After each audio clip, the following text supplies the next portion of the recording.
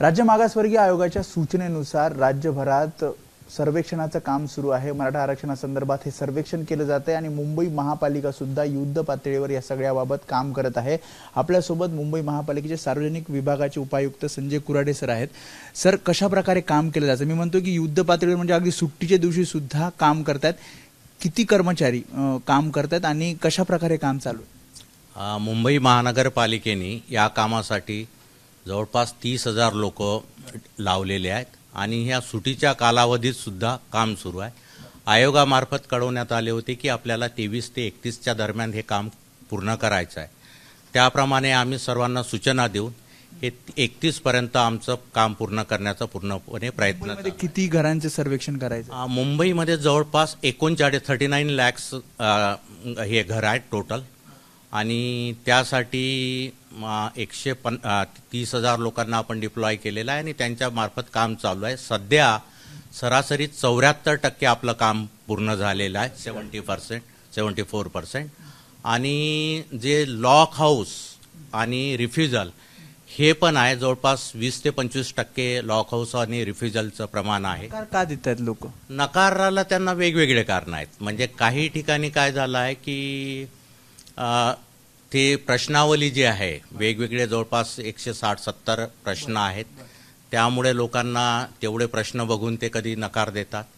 काही लोकांना आपली स्वतःची माहिती द्यायची नाही, तो पण त्यामध्ये एक मुद्दा आहे आणि बाकी काही ठिकाणी लोकांना थोड्या वेगवेगळ्या त्यांच्या भावना आहेत की आपण का द्यावं किंवा कसं द्यावं, यांनी काही होणार का, असे थोडे वेगवेगळे संमिश्र असे लोकांकडून आमचे जे इन्युमरेटर एरियात आहे त्यांच्याकडून सांगितलं जात आहे, जनजागृती केली जाते। हां, आमच्याकडून म्हणजे बऱ्यापैकी आयोगातर्फे पण न्यूज दिलेल्या आहेत, पेपरमध्ये ॲडव्हर्टाईज दिलेली आहे। आमच्याकडे सुद्धा अतिरिक्त आयुक्त शिंदे सरांनी त्याच्यासाठी मीटिंग घेऊन सर्व प्रेस रिपोर्टरला हे दिली आहे। वॉर्ड ऑफिसरतर्फे सुद्धा लोकांना सोसायटींना पत्रव्यवहार केलेला आहे या बाबतीत आणि इन्युमरेटरला सुद्धा ट्रेनिंग देऊन। म्हणतात की उच्चभ्रू सोसायटी आणि हिंदी भाषिक हे सगळे म्हणजे जवळपास नकार देणारे लोक आहेत। असं एकदम असं म्हणता येणार नाही एकदम डायरेक्टली की असं आहे, कारण ते मिक्स आहे, प्रत्येकाच्या वेगवेगळे तेव्हाची हे आहे, म्हणजे तसं आपण डायरेक्टली नाही। वाहन पुन्हा एकदा करत आहात तुम्ही? आम्ही आमच्या इन्युमरेटरला आणि सुपरवायझर किंवा असिस्टंट कमिशनर आहे यांना हे रेग्युलरली आवाहन करतायत। जिथं जिथं इश्यूज येत आहेत ते पर्सनली स्वतः इंटरव्हेन करतात, त्या सोसायटीसोबत बोलतायत। ज्यांनी काही लोकांनी मराठा आरक्षणाबद्दल जी माहिती दिली आहे ते सुद्धा सांगतायत की आम्ही यांची सुद्धा माहिती घेतलेली आहे। असं करूनही त्यांचा प्रयत्न आहे की हा आपण वेळेत आपण पूर्ण करावं।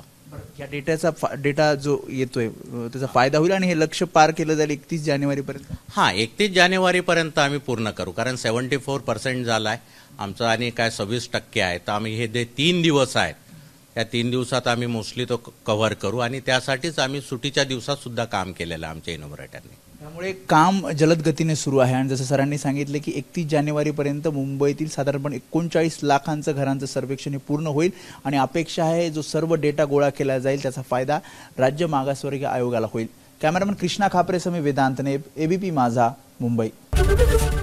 एबीपी माझा, उघडा डोळे बघा नीट।